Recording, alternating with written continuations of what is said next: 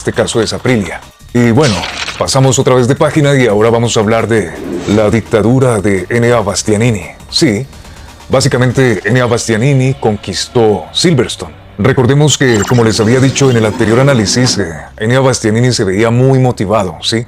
Enea Bastianini tenía mucha soltura, tenía mucha seguridad, mucha confianza. Y digamos que ese semblante que se veía en Enea Bastianini no se hizo esperar con los resultados, ¿no? Ya de por sí para mí era apremiante que hubiera conquistado la sprint. Sin embargo, pensé yo que con lo que le había ocurrido a Pecco Bagnaia, ¿sí? Al caerse, al confiarse, al haber cometido ese error de dejar ir la moto, inclinándose mucho en esa curva, en la sprint, tal vez había aprendido para no cometer el mismo error en la carrera larga. Y si bien es cierto que no lo cometió, de todas formas se vio superado por Enea Bastianini. Y es que, ¿qué decir de Enea Bastianini? La verdad me pareció un piloto muy equilibrado, muy constante, manejando un buen ritmo, ¿sí? Siempre se mantuvo al principio de la carrera escoltando el ritmo de Aleix Espargaró con su Aprilia. Fue constante, fue medido, todo el tiempo estuvo ahí pendiente de la expectativa hasta que de repente vio una oportunidad con Aleix Espargaró. Una vez que Enea Bastianini va superando a Aleix Espargaró, quien va mermando su nivel, quien va bajando su nivel, entonces podemos notar que Enea Bastianini se motiva para ver su siguiente objetivo, el cual pues es Pecco Bagnaia. Aunque también Enea Bastianini tuvo que pasar algunas vueltas esperando, digamos que Pecco Bagnaia le dejara algún espacio, cosa que no fue fácil, y Enea Bastianini hasta ese momento, por más que trataba de buscar, Pecco Bagnaia siempre le estaba cerrando esos vacíos. No fue sino hasta una parte de una curva donde Pecco Bagnaia pierde un poco su estabilidad y se salva de una caída, lo cual ocasiona que él pierda su ritmo, su concentración en ese momento, y de repente Enea Bastianini se le va acercando mucho más hasta que ve la forma de pasarle. ¿Por qué? Porque Pecco Bagnaia ya había perdido su ritmo, su concentración, ¿sí? Entonces en ese momento es muy normal que cuando uno está pilotando y tiene al rival detrás, ¿sí? Y uno sabe que acaba de cometer un error, entonces ya uno no va solamente pensando en lo que tiene enfrente y lo que tiene que hacer al frente, sino que uno ya sabe que en cualquier momento es cuestión de nada para tener encima al rival. Y aunque son compañeros, no deja de existir una rivalidad entre Enea Bastianini y Pecco Bagnaia, porque ambos tienen un objetivo muy claro, y es que al final ambos tienen permitido ganar, porque son de Ducati oficial, así que no habría problema. Una vez que Enea Bastianini ha superado en el rebase a Pecco Bagnaia, entonces inmediatamente se enfoca en su siguiente objetivo, incrementando mucho más su nivel de explosividad con la motocicleta para alcanzar el ritmo de Jorge Martín, ¿sí? Entonces, aquí podemos notar que a partir de este momento, Enea Bastianini, como suele hacerlo ya por costumbre, en las partes finales es donde saca a relucir toda su destreza, todas sus habilidades. Y de esta manera empezamos a ver una batalla bastante reñida entre Jorge Martín y Enea Bastianini para lograr quedarse con la primera plaza, para conquistar la gran carrera. Y es que, aunque Jorge Martín fue muy explosivo, estuvo muy enfocado, simplemente fue cuestión también de un mínimo detalle para que fuera, al igual que Aleix Espargaró, al igual que Pecco Bagnaia, víctima de ese giro mortal, en donde, como les expliqué antes cuando estaba hablando de Jorge Martín, en esa oportunidad que Jorge Martín le da, abriéndose demasiado, porque Jorge Martín, como les decía, estaba concentrándose mucho en no caerse por ese flanco derecho, en tener total dominio y control, pierde unas milésimas suficientes para que ese vacío de tiempo, a la hora de cerrarse también Jorge Martín en el ápice de la curva, Enea Bastianini lo aproveche y se impulse. Posteriormente Jorge Martín precisamente decía que Enea Bastianini tiene esa especialidad de levantar mucho más su nivel en los tramos finales de las carreras, de los eventos, y que ahí es donde se pone mucho más complicado tratar de seguirle el ritmo a Enea Bastianini. Entonces, esto es algo muy característico en él, y creería que para eventos futuros Jorge Martín, como también Pecco Bagnaia, van a ser mucho más conscientes de lo que Enea Bastianini siempre va a proponer en los tramos finales. Nuevamente pasamos de página y ahora vamos a enfocarnos en Pecco Bagnaia. Pecco Bagnaia, para mí, aunque muchos rumoran que fue muy inteligente, que hizo las cosas como tenía que hacerlas, en parte sí, pero finalmente para el papel que ya se estaba aventando Pecco Bagnaia, con esas impresiones o primeras impresiones en la clasificación, ¿sí?, de la pole position, ya prácticamente muchas personas, empezando por los aficionados a Pecco Bagnaia, daban por hecho que esas buenas sensaciones se iban a transmitir en la sprint como también en la carrera larga. Y lo cierto es que lo que vino ocurriendo al final es que Pecco Bagnaia terminará salvando los trastes. O sea que en 3 escenarios permitidos, o sea, 3 escenarios posibles para Pecco Bagnaia, de menos a más, él terminó estando en el escenario de menor premiación. ¿Por qué? Porque al quedar de tercera posición, rasca dentro del podio unos puntos vitales, ¿sí?, para no quedar muy distanciado con Jorge Martín en el liderato de la clasificación general. Sin embargo, tenía otros 2 escenarios permitidos. Por ejemplo, quedar de segundo ya había implicado que posiblemente Pecco Bagnaia no perdiera el liderato en la clasificación general, y mucho mejor hubiera sido, obviamente, donde hubiera quedado en primer lugar dentro del podio, porque esto sí que había hecho que se distanciara un poquito más de Jorge Martín, manteniendo la distancia, pero rascando algo más de puntos para seguir un poco más arriba. Entonces, por eso les digo que, sin demeritar lógicamente lo que hizo Pecco Bagnaia, sí, en parte fue algo inteligente, tratar de ser eficaz, tratar de rascar unos puntos, pero finalmente él se lleva, digamos, de esos 3 escenarios posibles de los que les hablaba, la parte menos jugosa, ¿no?, la menos provechosa.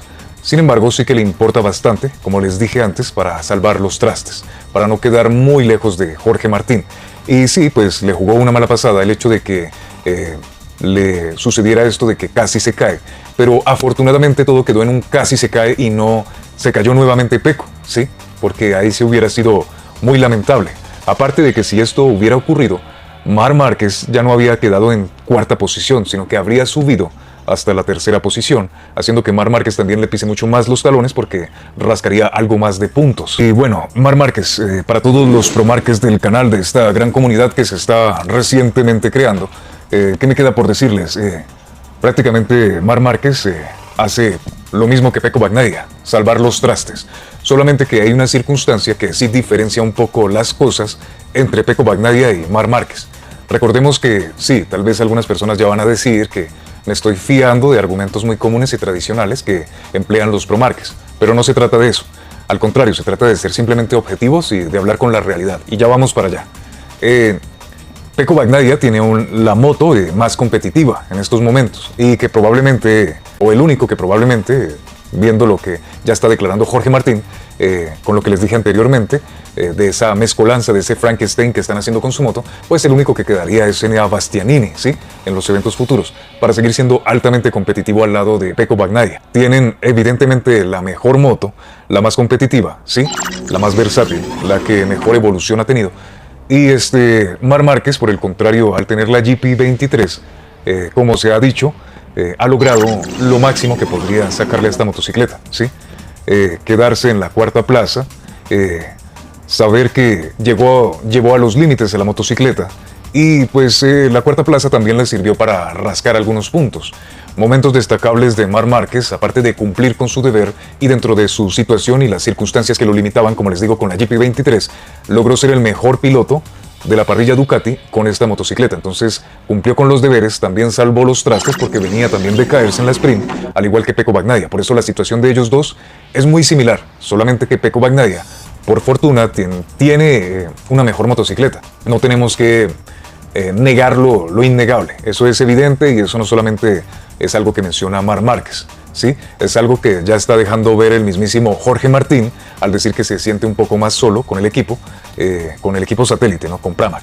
Entonces son cosas que se pueden evidenciar, no es decirlo por decirlo. Luego de eso, algo más a destacar por parte de Marc Márquez es el hecho de que posteriormente a la carrera fueron a entrevistarle, indicándole que cómo se sentía y que cómo habían sido las sensaciones para seguir peleando por el título del 2024. A lo que él mencionó, digamos que de una manera un poco más desprendida, ¿sí? Que se hablara mejor con los 3 que están para pelear este título, haciendo mención, lógicamente, a los 3 que quedaron en el podio: Bastianini, Jorge Martín y Pecco Bagnaia. Porque, pues, según Marc Márquez, como lo decía en la entrevista, pues él ya llega hasta ese tope, no tiene más velocidad, está llevando la GP 2023 hasta su máximo. Entonces, que él va a tratar de ser más realista, de no ilusionarse tanto, salvo que ocurriera alguna situación que sacara de competencia a los 3 que se están disputando el título. Eso es lo que da a entender Marc Márquez. Y que esto, como lo dijo en la declaración, le sirve para no frustrarse, ¿no? Ser un poco más realista, más consciente de las circunstancias. Y yo creería que Marc Márquez lo que tendría que hacer en este caso es seguir enfocándose en hacer los mejores resultados posibles, tomar el hecho de tener esa GP 2023 como una oportunidad de ir adaptándose mucho más a las Ducati y de esta manera llegar mucho más fino, ¿sí? Con la Ducati 2025 que va a tener el próximo año. Y donde, por supuesto, al igual que Raúl Fernández, Marc Márquez para ese 2025 no va a tener excusas. Esperemos que ese no va a tener excusas no termine como el de Raúl Fernández, barriéndose todo el tiempo por los suelos, ¿no? Porque esa no es la idea. Esperemos que todo le salga bien a todos los pilotos siempre, pero bueno, eso es lo que hay también. Para finalizar con Marc Márquez, hay un último detalle y es que al final Marc Márquez tuvo razón, ¿sí? Viendo lo que se ha visto, ¿sí? Con esa hegemonía que se está viendo de las Ducati, especialmente de las GP 2024, siendo la única excepción Franco Morbidelli, quedándose precisamente en la 10ª posición. Pero pues ya sabemos por qué, ¿no? Franco Morbidelli viene expresando un tipo de pilotaje que no es tan convincente y aún así, como lo decían pilotos que iban detrás de él a su cacería, no podían seguirle el ritmo a pesar de que no tuviera el mejor de los pilotajes.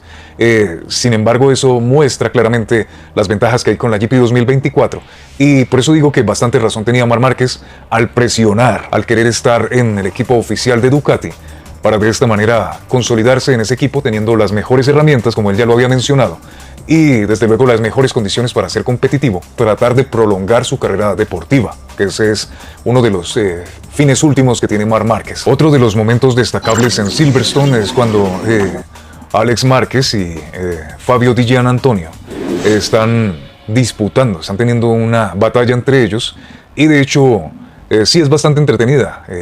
Hizo parte del show, fue de los momentos más destacados a nivel general de todo lo que vino ocurriendo en la carrera larga de Silverstone.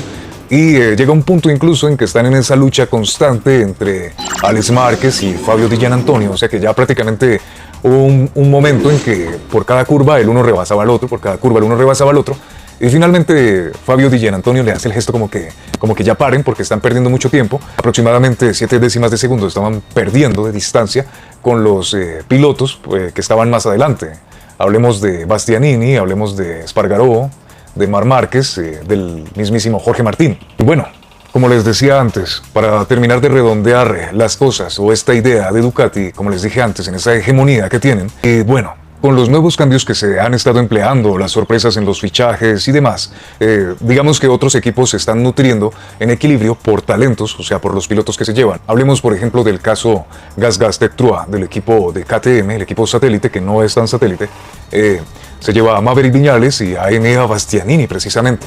Entonces, por talentos, algunos equipos se empiezan a equilibrar y esto va a hacer que el año que viene para Ducati sea más interesante, a ver si pueden derrocar ese monopolio, esa hegemonía que tiene la marca. Y por otro lado, el hecho de que BR46 ya no va a tener dos patas negras, sino una sola. Y de hecho ya se menciona en instrucciones que incluso dejaba ver Davide Tardocci, que Fabio Di Giannantonio es quien va a manejar o a pilotar la GP 2025. Y que obviamente Franco Morbidelli en BR46 estaría con la misma GP 2024. Entonces, ¿qué quiere decir esto? Que con la partida de Prima Pramac al equipo de Yamaha como satélite, hace que Yamaha, por ejemplo, que era la única marca que no tenía un equipo satélite, tenga esa oportunidad también de desarrollar más datos para tener una mejor evolución en su motocicleta. Y de esta manera se acabe un poco con el fastidio y el hartazgo que viene teniendo últimamente Fabio Quartararo, por ejemplo. Entonces, digamos que esta situación lo que viene provocando es que Ducati ya no tendría 8 motocicletas para extraer de todas ellas esa cantidad de datos e información. Solamente va a tener 6. Y que de esas 6, 3 van a ser, digamos que en su máximo desempeño, en su máxima evolución.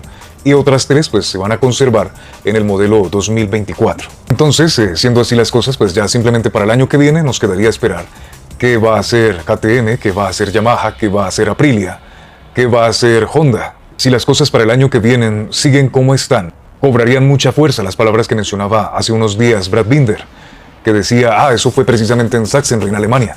Después de la carrera, él dijo que prácticamente es como si Ducati tuviera su propia categoría, ¿sí? Y al tener su propia categoría, pues es más que evidente que es porque no está teniendo competencia. Y al no tener esa competencia, de cierta manera, se va perdiendo el atractivo en el MotoGP. Entonces, la idea es ver que el año que viene, por lo menos veamos mucha más competitividad, ¿sí? Para que no cobren tanta fuerza las palabras de Brad Binder. Y bueno, por el momento esto ha sido todo por hoy. Muchas gracias a todas las personas que siguen incentivándose a ser partícipes de esta gran comunidad que recientemente se está creando para todos ustedes. Y bueno, yo también los veo ya como mi familia. Este es el espacio terapéutico que tengo yo con todos ustedes para salir de la rutina y de muchas cosas más que tengo que hacer, para de esta manera compartir con ustedes las sensaciones, experiencias que se viven no solamente viendo este maravilloso deporte, compartiéndoles también algunas situaciones o experiencias que vive uno como piloto y que tiene una perspectiva muy distinta de cómo analizarlas. Así que muchas gracias a todos ustedes y nos vemos en una próxima. Bye.